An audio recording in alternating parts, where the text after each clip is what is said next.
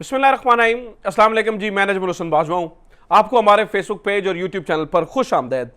नाज़रीन इकराम, आज मरीम नवाज साहिबा ने एक तकरीर की है ज़िला बाग के अंदर। मरीम नवाज साहिबा काफ़ी जोशो खरोश में उन्होंने ये तकरीर की। आज एक कदरे बहुत ही छोटे ग्राउंड का इंतखाब किया गया था मरीम नवाज की तकरीर के लिए। बड़ा छोटा एक ग्राउंड था जिसके चारों तरफ घर थे और आम तौर पर खाली उस ग्राउंड को देखा जाए तो किसी भी बड़ी कॉर्नर मीटिंग के अंदर भी उस ग्राउंड को भरा जा सकता है।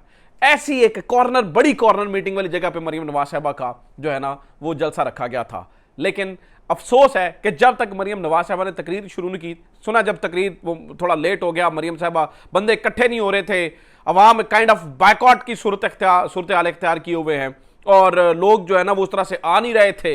बाद में जब तकरीर शुरू हुई तो इधर उधर से जो उनकी लोकल क़यादत है उन्हें रौला पड़ गया और बाद में जो है ना वो बंदे जो है ना वो उस तरह से लाए भी गए।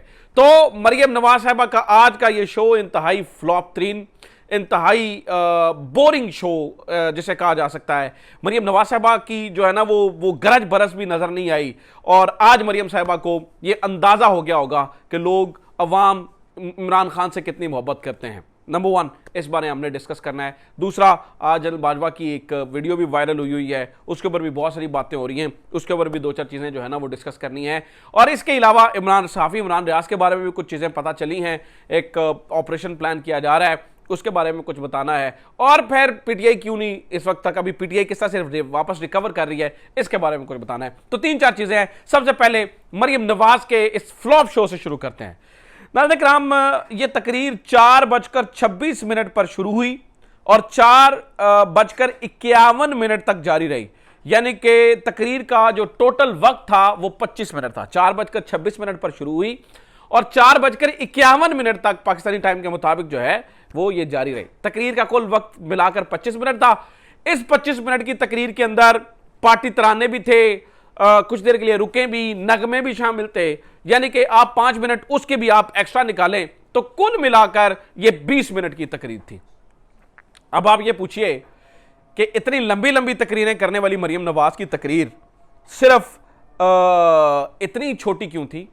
मतलब इतनी लंबी लंबी तकरीरें करने वाली मरीम नवाज साहिबा जो है वो सिर्फ और सिर्फ जो है वो 20 मिनट की तकरीर पर की जो है वो क्यों ठहर गई? तो उसकी वजह यह है कि ये जो 20 मिनट के ऊपर ये तकरीर सिर्फ मुहित रही, उसके बारे में बताया जाता है। उसकी वजह ही सिर्फ यह है कि आज की तकरीर में मोहतरमा ने इमरान खान साहब का नाम नहीं लिया। शायद को पाबंदी होगी, चलें जो भी है, आज की तकरीर में मोहतरमा जो है वो इमरान खान साहब का नाम नहीं ले सकी। इस बात से नाज़रीन इकराम ये भी अंदाजा होता है, इस बात का भी अंदाजा होता है कि अगर आप अपनी तकरीरों में इमरान खान का नाम नहीं लेंगे तो आपके पास बात करने के लिए बचेगा कुछ नहीं। सबसे इंपॉर्टेंट बात आप ये समझ लीजिए, अपनी तकरीरों के अंदर ही अगर आप इमरान खान का जिक्र नहीं करेंगे तो तकरीर, अच्छा आज थोड़ा बात उन्होंने कहा है वो शख्स फलां शख्स, मैंने पहले भी इसके साथ विजुअल्स आपको चला दिए, मैंने आपको दिखा दिया कि कितनी सी जगह थी और उसमें कितने से लोग थे। ये कितना को कामयाब जलसा था, ये कितना को कामयाब एक शो था, उसकी कुछ तस्वीरें नाज़रीन इकराम मैं आपके साथ और जो है ना वो शामिल करना चाहता हूँ। ये तस्वीरें देखिए, उसके बाद बड़ी अभी प्रोपोगेशन हो रही है वो छोटे से, असल में आजकल जो है ना वो पाकिस्तान मुस्लिम लीग नून के साथ और मसला हुआ है, इनकी जमात के साथ तो मसले हैं ही, आजकल इनके कैमरों के साथ भी मसले हैं। इनके कैमरों के साथ मसला ये हुआ है कि इनके कैमरों का जो जूम आउट लेंस है ना वो ही खराब हो गया है। तमाम कैमरे जो है ना जितने भी पाकिस्तान मुस्लिम लीग नून को अपना ऑपरेटर्स तब्दील करने की जरूरत है।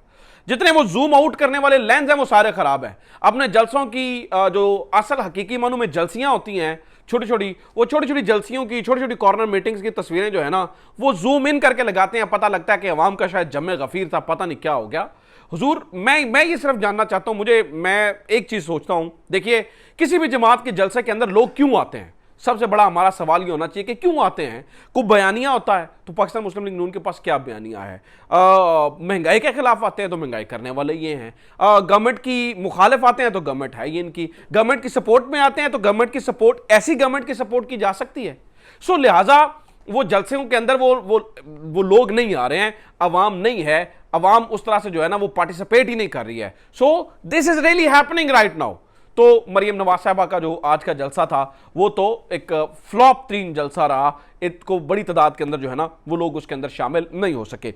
अब जरा दूसरी बात समझ लीजिए, दूसरी बात नाज़रीन किराम यह है कि आज एक और वीडियो वायरल हुई है। जनरल रिटायर्ड बाजवा फ्रांस में मुबैना तौर पर बताया जाते हैं, जहां पर एक अफगानी शख्स ने उनकी एक वीडियो बनाई है और उसमें उन्हें गालियां दे रहा है। मुझे जनरल बाजवा से शदीद इख्तलाफात हैं। मैं बहैसियत जर्नलिस्ट, मुझे बहैसियत जर्नलिस्ट भी नहीं, बहैसियत पाकिस्तानी उनसे शदीद इख्तलाफात हैं और मैं उनके ऊपर माजी में एक कानून के दायरे में रह के जब वो रिटायर्ड हो गए तो क्रिटिसिज्म भी हमने किया। लेकिन नाज़रीन किराम, ऐसी किसी भी वाक़े की इजाज़त नहीं दी जा सकती। दो चीज़ें, एक तो वो अपनी बेगम के साथ बैठे थे, जब आपके साथ आपके घर की खातून मौजूद होती हो तो किसी भी शख्स को ये इजाज़त नहीं देनी चाहिए कि वो किसी के साथ इस तरह की गुफ्तगू कर सके। और दूसरा, जो शख्स उनसे ये गुफ्तगू कर रहा था वो मुबैना तौर पर अफगानी शख्स था। हमारे जो भी मामलात हैं वो हमारे अपने मुल्क के मामलात हैं। हम किसी दूसरे मुल्क के बंदे को, किसी शहरी को ये हम जो है ना वो नहीं इजाज़त दे सकते कि वो हमारे साबिक़ आर्मी चीफ के बारे में या हमारे पाकिस्तान के बारे में कोई बात करें। मतलब हमें जितने भी किसी को इख्तलाफ जनरल रिटायर्ड बाजवा साहब से हों, मुझे लगता है कि इस अमल की हमायत ना करनी चाहिए और ना ही कोई गैरतमंद शख्स उस तरह से जो है ना वो उसकी हमायत कर सकता है।